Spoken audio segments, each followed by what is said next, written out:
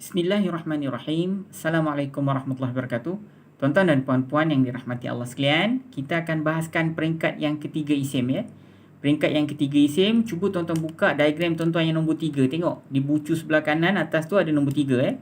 Okey, hari ni kita bahaskan tentang isim peringkat yang ketiga. Saya percaya tuan-tuan semua telah pun bersedia tuan-tuan ya. Jadi, kalau tuan-tuan tengok dalam diagram tuan-tuan, semua buka diagram masing-masing ya. Kalau tuan-tuan tengok, isim dia ada dua jenis. Tengok dia ada dua arrow ke kiri dan ke kanan. Nampak tak? So, isim jenis yang pertama ialah isim yang mabni ataupun isim yang kebal. Ya, yang kedua ialah isim yang mu'rab yang boleh diubah-ubahkan baris hujung dia. Faham tak? So, nanti tuan-tuan dengar dulu sepintas lalu, kemudian nanti saya akan fokus pada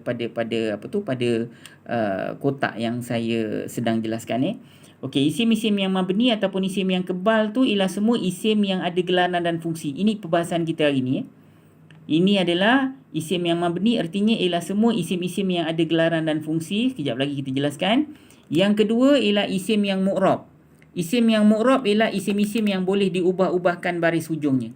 Dia boleh bermu'rab marfu', dia boleh mu'rab mansub, dia boleh mu'rab majrur. Ingat tak kita belajar Ini semua nama-nama pangkat ni tuan-tuan. So, tanda yang paling popular kalau isim itu marfu' dia hujungnya dhammah. Ya. Dan kalau isim itu berpangkat mansub, hujung dia fathah. Kalau kalimat itu berpangkat majrur, nanti saya besarkan sedikit supaya tuan-tuan lebih jelas Okey, tengok. Sekali lagi saya ulang. Kalau isim itu sedang berpangkat marfu', tanda marfu' dia ialah dhammah. Nampak tak? Dhammah kan nanti. Nampak tak? Dhammah. Kalau isim itu sedang berpangkat mansub, tanda dia apa tuan-tuan? Tanda dia fathah, nampak tak? Tanda dia fathah kan? Okey, kalau isim itu sedang berpangkat majrur, tanda dia apa tuan-tuan? Tanda dia kasrah. Ini semua adalah isim-isim yang mu'rab, nampak? Boleh ubah baris hujung. Ya. Tapi jenis yang pertama tadi tuan-tuan, jenis yang pertama, semua buka tuan-tuan punya diagram Jenis yang pertama ialah yang mabni ataupun kebal Okey, tuan-tuan janganlah tanya, Ustaz ni at-tawabi' ni apa? Sabarlah, nanti saya jelaskan. Tuan-tuan pun dah belajar tentang at-tawabi' Nanti kita ulang semula. Tapi hari ni kita nak fokus dulu kita ambil lah tertib dia pembelajaran peringkat yang ketiga ni tuan-tuan. Ya. Okey. Kita hari ni jelaskan tentang jenis isim yang pertama iaitu isim yang kebal. Isim apa tuan-tuan? Isim yang kebal. Yang kebal. So, isim-isim yang kebal ni semua adalah isim-isim yang ada gelaran dan fungsi yang akan saya jelaskan semula pada tuan-tuan Okey. Jenis isim-isim yang ada gelaran dan fungsi yang pertama ialah isim dhamir. Dah belajar ke belum isim dhamir? Perlu ke saya jelaskan lebih panjang tentang isim dhamir? Tak payah Ustaz, kami dah tahu dhamir tu ialah ganti nama. Jadi kalau tuan-tuan jumpa kalimat-kalimat ganti nama dekat dalam Al-Quran yang ditulis katalah hum makna mereka, ka maknanya engkau, ana maksudnya aku, anta maksudnya engkau, itu semua adalah isim dhamir. Jadi kalau isim dhamir dia mabni dia kebal lah. Nampak? Dia ada tulis mabni kan? Dia mabni dia termasuk kat sini. Okey, tanda yang kedua apa isim jenis yang kedua yang mabni apa? Dia kalau isim mausul. Isim mausul ni kan isim mewakili. Tuan-tuan dah belajar kan? Allazi maknanya orang yang. Alladzina, orang-orang yang. Ma, apa yang, itu semua adalah isim-isim mewakili. Itu yang banyak pun dalam Al-Quran. Alladzi, alladzina dengan ma. Yang lain-lain tu tuan-tuan jangan jumpa. Sebenarnya dia ada banyak lagi. Tapi jangan jumpa. Buat apa kita nak bahas sangat? Bila kita jumpa dalam ayat yang sedang kita bahas, barulah saya beritahu. Ini termasuk isim mausul. Dan kalau 3 yang awal tu tuan-tuan dah kenal, yang lain tu tuan-tuan senanglah kenal. Alladzani ada dalam Al-Quran. Alladzani. Ataupun alladzina itulah allati maknanya yang tapi untuk muannas. Jadi bila kita jumpa saya jelaskan, saya kata ini isim mausul, terus tuan-tuan boleh klik. Okey, dah faham isim mausul, tak payah jelaskan dengan lebih panjang. Macam isim dhamir juga tuan-tuan. Ada yang jarang jumpa tapi yang selalu tuan-tuan jumpa apa? Ka maknanya engkau kan. Hum maknanya mereka. Itu yang tuan-tuan selalu jumpa. Ni kadang-kadang jumpa maknanya aku Tapi yang lain-lain tu jarang-jarang jumpa tuan-tuan. Tapi bila jumpa je saya jelaskan, terus tuan-tuan boleh tahu. Okey, ni masuk dalam kelompok isim dhamir. So isim mausul pun sama juga kaedah dia. Yang ketiga ialah isim isyarah. Isim isyarah ni isim tunjuk tuan-tuan. Isim tunjuk. Itu, ini kan. Zalika maknanya itulah. Itulah yang paling banyak pun. Ya, zalika, tilka pun adalah boleh tahan tuan-tuan banyak. Hadza, hadhihi, itu adalah. Tapi sebenarnya tuan-tuan yang banyak digunakan dalam Al-Quran atau 2-3 perkataan, dua atau 3 atau 4 perkataan saja dalam kelompok isim isyarah ni. Tapi kalau kita jumpa yang lain, tuan-tuan faham tak? Senang saja. Saya kata ustaz ataupun tuan-tuan, ini adalah kelompok isim isyarah. Terus tuan-tuan boleh faham itu ialah isim isyarah. Isim tanya ni tak payahlah siapakah, berapakah, bilakah, manakah, itu semua adalah isim tanya. Itu semua tuan-tuan dah mahir.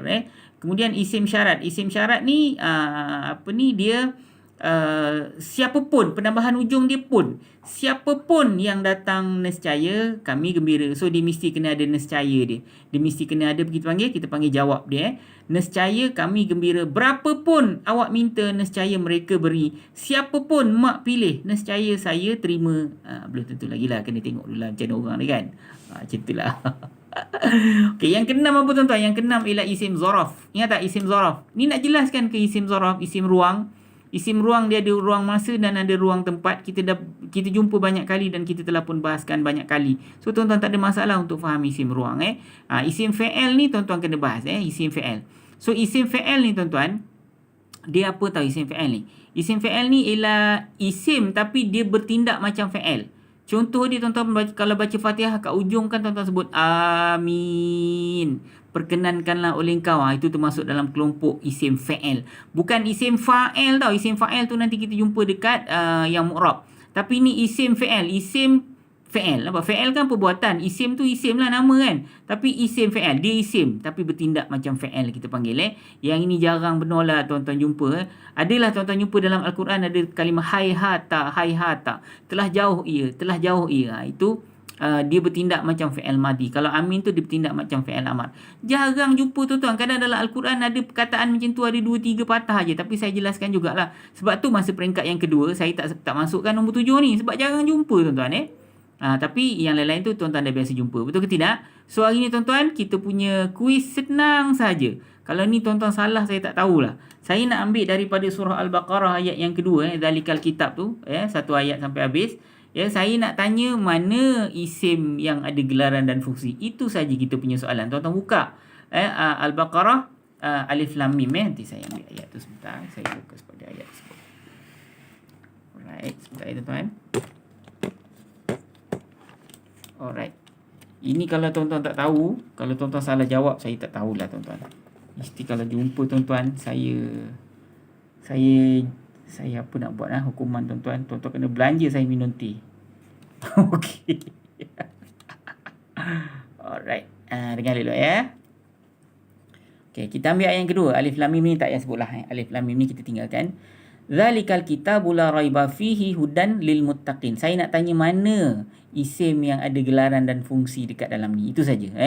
Okey, kita baca dulu ayat ni supaya mudah-mudahan Allah tambah hidayah kita melalui ayat ni. Kemudian kita ambil teknikal. A'udzubillahi minasyaitanirrajim. Zalikal kitabu la raiba fihi hudan lil muttaqin. Zalika al-kitabu la raiba fihi hudan lil muttaqin. Zalika maknanya itulah. Al-kitabu maknanya al-kitab lah, buku, iaitu Al-Quran. Kan ada al di pangkal ni. Jadi kitab mana buku Tapi sebab ada al ni mesti kena ada penafsiran. So tanya dengan Rasulullah. Dulu sahabat tanya, kitab mana ni Rasulullah? Ini kitab Quran. Jadi sebab tu sampai sekarang kita tahu al-kitabu maknanya Al-Quran. Bukan kitab Injil, bukan kitab Taurat. Jadi sebab tu tuan-tuan mesti kena pakai hadis Rasulullah sallallahu alaihi wasallam. Ada orang nak pakai Quran aja, kami tak nak pakai hadis. Tuan-tuan tolaklah dia, jangan terima dia. Kita wajib kena pakai hadis juga. Kita wajib Al-Quran tentulah wajib.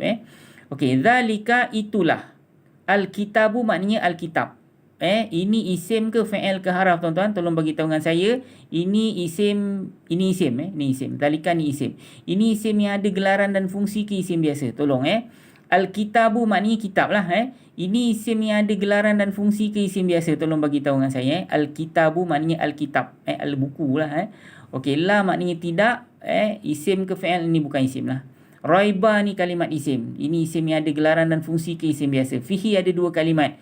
Fi maknanya dalam. Hi maknanya dia nya atau ia. So fi ni ialah kalimat sendi, kalimat haraf.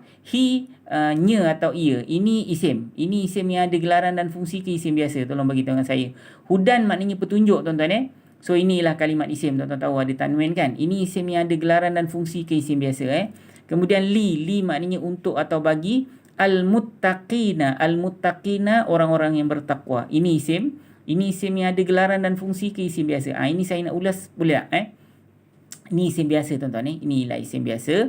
Ini ialah isim jamak muzakkar salim. So jamak muzakkar salim kan, betul ke tidak? So jamak muzakkar salim dekat sini Allah kalau dia jamak ada dua jenis penambahan lah. Jamak nama pun jamak kan, jamak muzakkar salim dia ada dua jenis. Kadang-kadang Allah pakai ina, kadang-kadang Allah pakai una kan. Jadi di sini Allah pakai ina. Ingat tak? Kalau Allah pakai ina maknanya dia sama ada dia mansub ataupun majrur. So, nak tahu dia mansub atau majrur, nanti kita akan bahas panjang tentang perkara ini. Memang dalam peringkat yang ketiga. Cuma kat sini tuan-tuan tahu, dekat sini ada li kan. Li haraf apa tuan-tuan? Li ialah haraf jar kan, untuk atau bagi, betul tak? So, kalau kerja haraf jar membaris bawahkan kalimat isim yang selepas dia. Jadi, tuan-tuan automatik tahu, muttaqin ustaz dia sedang majrur. Mana tahu majrur? Sebab li ni kan dia memberi pangkat majrur kepada isim yang selepas dia. So, tanda majrur di mana? Tanda majrur dia ya ustaz. Jadi kalau saya tanya kenapa Allah pakai ya nak tunjuk dia majrur, selalu kan pakai kasrah. Ni kenapa pakai ya? Ya ni kan mati kan, muttaqina. Jangan tengok qaf ni memang beribaw ni. Ina pakai ya ni. Ya dengan nun ni. Jadi kenapa pakai ya? Selalu kan pakai kasrah. Jawapannya ustaz, kalau jamak muzakkar salim, Allah nak tunjuk dia majrur, Allah akan pakai ya, ina. Kalau mansub ustaz, ina juga. Kalau marfa ustaz, pakai una, muttaquna. Macam tu Okey tuan-tuan, tolong saya, ini saya dah bocorkan rahsia Tuan-tuan bagi tahu dengan saya dalam ayat ni, jangan silap tuan-tuan Bagi tahu dengan saya mana isim yang ada gelaran dan fungsi. Manakah dia isim yang ada gelaran dan fungsi? Kalau tuan-tuan rajin, bagi tahulah apa gelaran dia. Kalau malas tak payah. Bulatkan ataupun bagi tahu ada 5 kalimat ustaz, ada 3 kalimat ustaz, ada 1 kalimat ustaz, ada 2 kalimat ustaz, tak kira. Tuan-tuan nak kata berapa pun, tunjuk dekat saya dalam ayat yang kedua ini, zalikal kitabu la raiba fihi hudan lil muttaqin. Tunjuk dekat saya mana kalimat yang ada kalimat isim yang ada gelaran dan fungsi. Tolong hantar ke 0108173131. Saya tunggu jawapan tuan-tuan. Tolong jangan silap. Terima kasih. Assalamualaikum warahmatullahi wabarakatuh.